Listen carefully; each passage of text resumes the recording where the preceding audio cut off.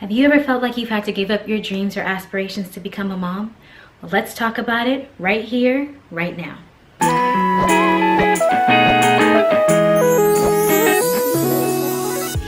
have always had the desire to learn sign language.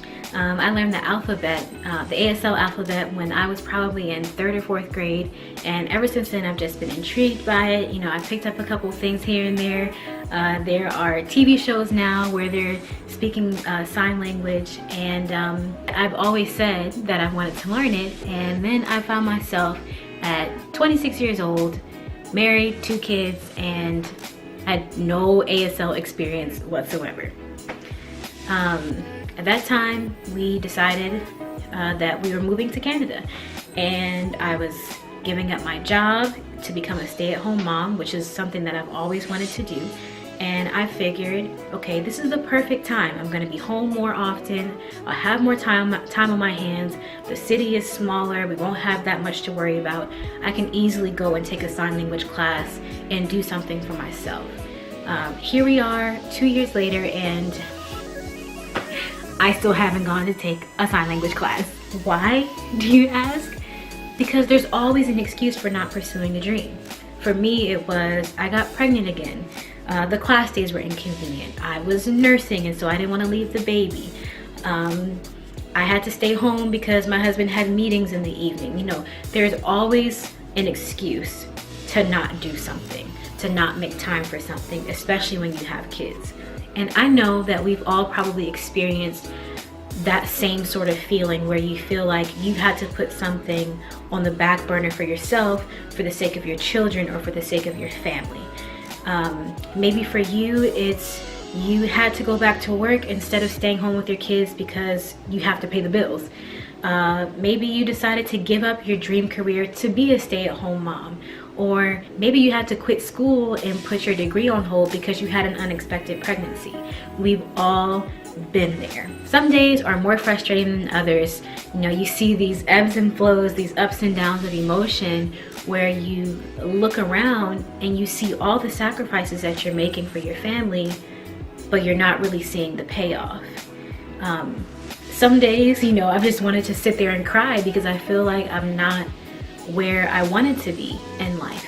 And you know what? That is okay, but we cannot stay there. The beautiful thing about being a woman is that we are sacrificial beings. So naturally, as a mother, you're gonna sacrifice things for your kids or for the sake of your family. I try to look at it from the perspective of I'm gaining so much more than I would ever give up. I'm gaining a lifelong relationship with my children. I could not imagine life without my kids. You know, it's funny because when we first got married, my husband and I, we got married young, got married at 21 years old. And, you know, people are like, why are you getting married so young? Why are you having kids so young? You know, what happened to your career? What happened to, you know, doing things for yourself? And my answer is very simple.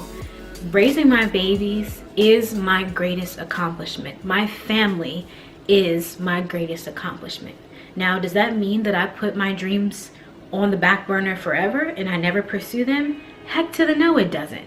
But like I said, my family and my children is my greatest accomplishment, but it won't be my only accomplishment. Let me encourage you, it is never too late to pursue a dream. It may not be in this phase of life, but it can happen. You are a woman, you are creative, you are innovative, you're resourceful. Use those things, come up with a plan, and make your dreams happen. So we were all riding in the truck. I forget where we were going, but we were in the truck. This was probably a couple months ago, and my oldest son, Josiah, he said, Mommy, can we go to the park? And I said, well, no, buddy, it's, you know, it's wintertime, it's too cold, you know, we can't go to the park. And he said, well, the sun is out, so that means it's summertime. And I said, and so I said, well, actually, no, buddy, I know the sun is out, but it's still winter, and we can't be in 2 seasons at the same time. And so my husband looks at me and he's like, that's a really profound thought. And it's really true. You can only be in 1 season at a time. Just because something is visible, it doesn't mean that it's that season. And I want to be able to take all the things that I'm learning in this season and apply them into the next season of my life. Motherhood is an enhancement to me, not a hindrance to me. The things that I'm learning and growing in as a mother have helped to craft and to shape the person that I am today. The way that I look at things, the way that I respond to things, it's all being changed because of the fact that I'm a mom.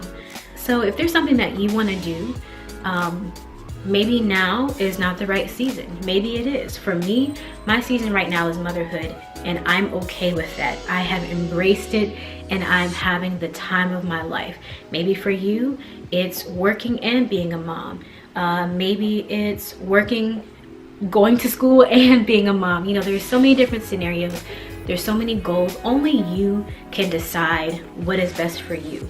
Only you know what's best for your family. So I would encourage you, take a step away from all the labels, all things parenthood, all things dreams, aspirations, goals, expectations. Take a step away from it all and discover what season you're in, what's best for you, and what's best for your family in this time. And embrace that. Be the best person that you can be, because hiding it is overrated.